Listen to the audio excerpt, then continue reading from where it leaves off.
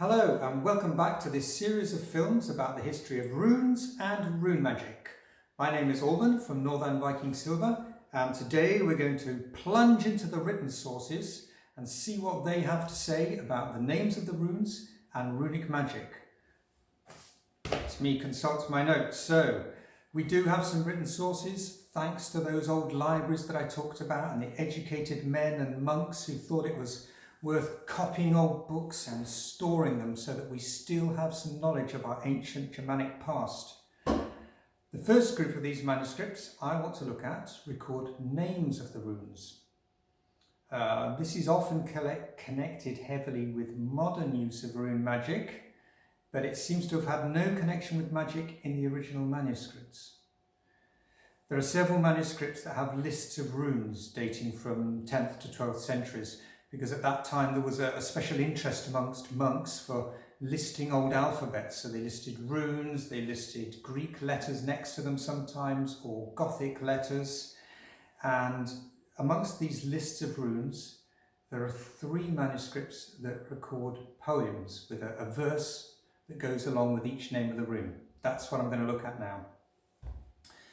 Okay, so we have 3 poems. One is known as the Old English rune poem, which means Anglo Saxon. One is known as the Norwegian rune poem, and one the Icelandic.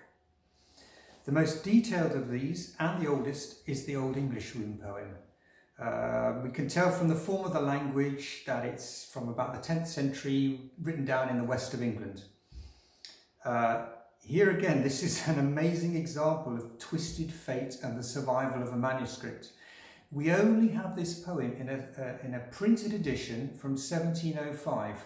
One of those antiquarians found the poem in a manuscript, copied it down, printed it, and then after that there was a fire and the manuscript was burnt and lost. So we only have this printed edition. Each rune, the poem is like a list of verses, and each one is a riddle. The solution to the riddle is the name of the rune. So the actual name isn't written in there, only the rune itself and then the verse. So I'm going to give you an example. This is the second verse. Urbith anmoden over hurned, fella frekne deor, feoptath met hornum, mera morstappa, that is modig wusht. Anglo-Saxon always brings out the need to drink tea. So, in translation, that is, the aurochs is a resolute and mighty horned beast, a very fierce beast. He fights with his horns, a renowned stamper of the moors. That is a brave creature. So the answer, I've filled in the word aurochs, but the word aurochs is actually missing, and it's a kind of riddle. In this poem, there are 29 runes, so it's the Elder Futhark with 5 of those extra Anglo-Frisian runes. Some modern interpreters see these verses as hiding mystical knowledge. But when you consider the rune poem in its historical context, there isn't really anything I can see that backs this idea up. It's a kind of riddle poem, and these riddle poems were popular amongst the Anglo-Saxons as a kind of intellectual entertainment, and in other manuscripts there are loads of these riddles preserved. All right, moving on briefly to the other rune poems that survive from Norway and Iceland. These seem to be 12th century. They only have 16 runes because it's the younger Futhark. The names vary, they're not the same. But 9 of the names are the same as the Old English names. So that does seem to hint that there was a common tradition of rune names back in the distant past. But in these later poems, the language has diverged and the names have changed. So as the runes reduced in number from the elder to the younger Futhark, the runes changed, some of the sounds changed, which means the names had to change. Because if the word no longer matched the sound value, or the word itself no longer existed, then the name had to change. An example of this is that second rune from the Old English poem Or, meaning aurochs. In the Norwegian rune poem, got the same name, Or, but it means iron slag. And in the Icelandic poem, it's still there, Or, but in Icelandic it's meaning drizzle or drizzling rain. So the names vary, but it gives us a strong hint that originally in the distant past there was a common list of names for the runes. A few other Anglo Saxon manuscripts also have runes in as substitutes for words, so they're like a kind of abbreviation. So this tells us that the names of the runes must have been known to the guys writing the manuscripts and to whoever was listening to them being read. But remember that these manuscripts are produced by monks in a scriptorium, and they're unlikely to be recording some kind of pagan mystical knowledge. So anyway, we can conclude from this that almost certainly from the earliest times there were rune names. They may or may not have had cultural significance. So they might have just been names to help you remember, like now children remember when they're learning the alphabet, they have A for apple, B for whatever B is for, C for cat. You know, could these names have just been helping to remember things, or did they have cultural significance?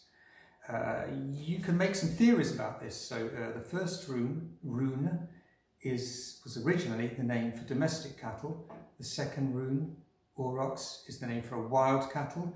The third rune was probably Thors, which means giant. The fourth rune, Aus, means god. So these kind of pair off against each other. But the further you get into the names, the more difficult it gets to make these connections. So it's speculative. All right, hold on a sec. Now, moving on from the names of the runes, we are going to look at runic magic in the Elder Edda. There's a lot of exciting stuff that survives from the pre-Christian period in Iceland, because luckily these Icelandic Christians in the Middle Ages thought it was, they loved their old traditions so much that they preserved it and they wrote it down, and this stuff has survived. So let's look at the Elder Edda first. The Elder Edda, also called the Poetic Edda, is a collection of mythological and legendary poems written down in Iceland. The oldest manuscript is 13th century, but this is a copy of earlier material. So the language and verse can actually date the poems in this manuscript back to the Viking Age. There's a lot of really cool stuff in here. But still, you've got to be careful when you use this as evidence, because whoever wrote this stuff down, they didn't necessarily do a good job of it. So this manuscript is quite jumbled, and sometimes it looks like different fragments of poems have been copied together when they don't actually belong together. However, throughout the references in the Elder Edda, it's pretty clear that knowledge of the runes is a good thing to have. So there's a poem called Rigsthule, the list of Rig, where the god Heimdall fathers the three classes of men. Thrall, churl and jarl, which is slave, farmer and lord. The son of the jarl is taught, it tells us in the poem, knowledge of the runes, and he uses them to gain power. To quote, "But Conar of the Young knew runes, eternal runes and life runes. He knew how to save men's lives, how to blunt sword edges, how to calm the sea. He learned the language of birds, how to quench fire, to stop the bleeding of wounds, to allay sorrows. He had the strength and courage of 8 men." There's another poem in the Elder Edda called Hávamál, which means the words of the High One. This is actually, it's quite a jumble. It's 5 or 6 poems joined together. Whoever compiled this manuscript wasn't too careful about what he was doing. It looks like it was originally composed in Norway and written down later in Iceland. This is a really cool and fascinating poem, but it's too long to deal with properly here.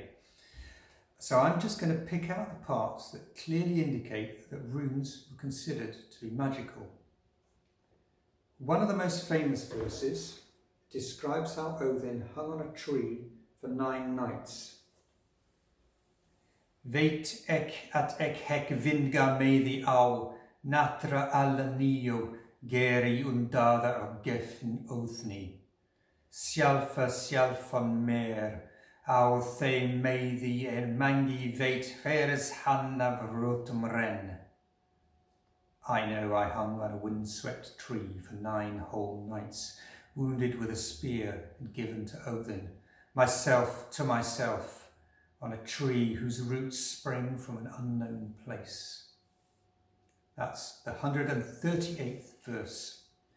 To continue, Vith hleifi mick saldo ne vith hornigi, nuste ek neither, nam ek up runar, up andi nam, fel ek apter nathan. They revived me with neither loaf nor horn. I peered downwards, I took up the runes, screaming I took them up, and then I fell back. Because of this, he goes on to tell us, he learned wisdom and many types of spell. Some of these spells seem to have nothing to do with runes. They're forms of galder, magical chants. What I want to draw attention to here are the references to magical runes being cut and painted. So, stanza 142 says, you will be able to find the runes and magical letters, letters of great power, letters of great might, which have been painted by the great sage and made by the mighty gods and carved by the hropter of the gods. Hropter is a word that's really difficult to translate, so I'll just leave that as it is. Then the poet says, do you know how to cut?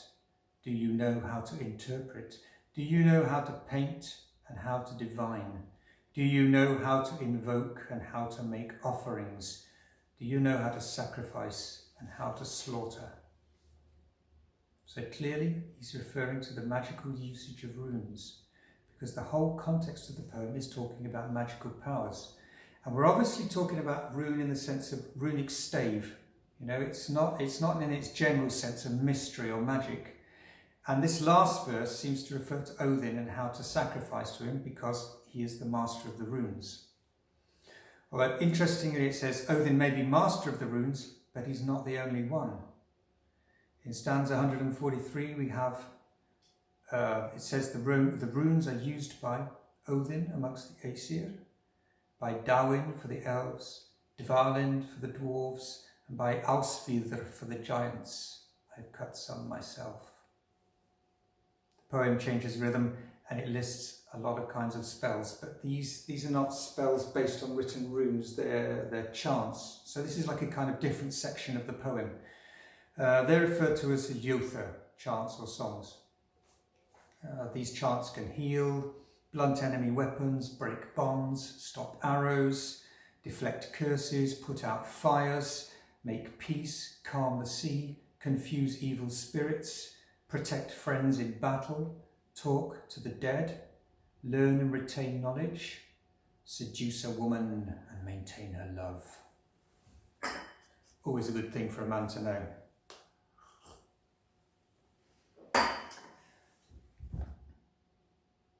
So all these powers are achieved by chanting, right? The ljóðir. But two of these ljóðir also involve runes. So the speaker says that if he wishes to talk to a hanged corpse, I can cut and paint runes in such a wise that the man walks and talks with me. He also refers to carving runes on a root or a stick to curse someone. If a man should wound me with the roots of a sapling, the hurt will prey on the man who wishes me evil rather than on me. I'll come back to this type of curse later. Okay, so that's enough for Halvamal for now. There are other poems in the Edda that tell more about chanted magic and the powers that brings. The word for it is galan, and the chants themselves are called galdra, but these don't involve runes. But there's one other poem in the Elder Edda that gives a lot of information about runic magic. This is called Sigurd Drifumal, the words of Sigurd Drifa. This is a poem that recounts advice given to the hero Sigurd by the Valkyrie Sigurd Drifa. The form of the language tells us that this poem is also from the Viking Age. Sigurd Drifa promises to give Sigurd a magical beer. She says, it is full of spells, ljóðir, and healing staves, and good charms, galdra, and love runes, gaman runa. She then talks specifically about cutting runes in particular places to achieve certain magical effects. like victory in battle, maintaining secrecy, helping a woman with childbirth, calming rough seas, healing wounds and gaining wisdom. Then she recounts all the places where these runes of power have been cut. They're cut on magical beings, on totem animals and in all kinds of mythical places. And all these runes, she says, have to be cut, then scraped off, then steeped in holy mead and scattered far and wide. As she says, some among the Aesir, some among the elves, some among the wise Vanir, some possessed by men. So this agrees with those verses in Havamal where Odin seizes runes. It's obviously believed that runes are some kind of universal mystical power that can be harnessed by anyone who has the knowledge. This carving of this process of carving and then scraping off the runes to give the spell power is something that we see in other sources. All right, the most outstanding example of this is the curse in the poem Skirnismal, the words of Skirnir. This is in the Poetic Edda as well. It's a poem that tells about how the god Frey is looking down from Asgard and he spots this giantess woman called Gerther and he really falls in love with her. And man, he has the hots for her.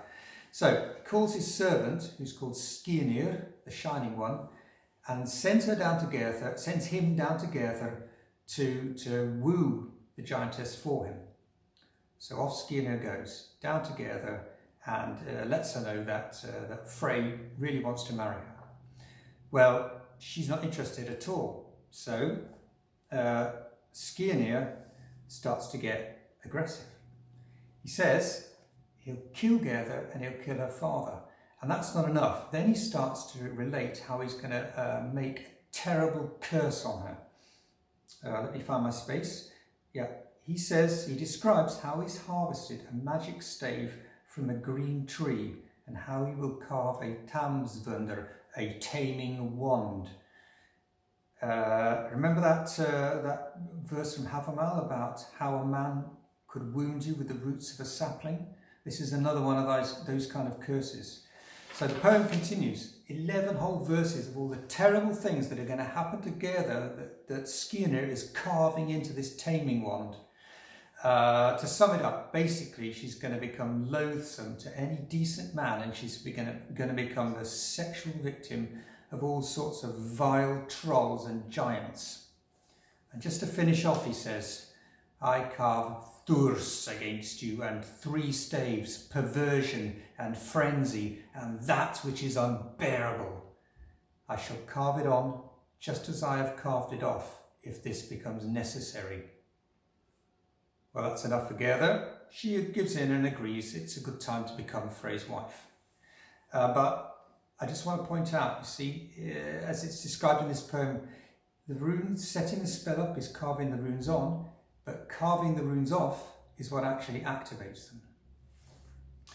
All right, that's enough for today from the Elder Edda. In the next film, I'm going to look at what the sagas tell about runic magic. See you then.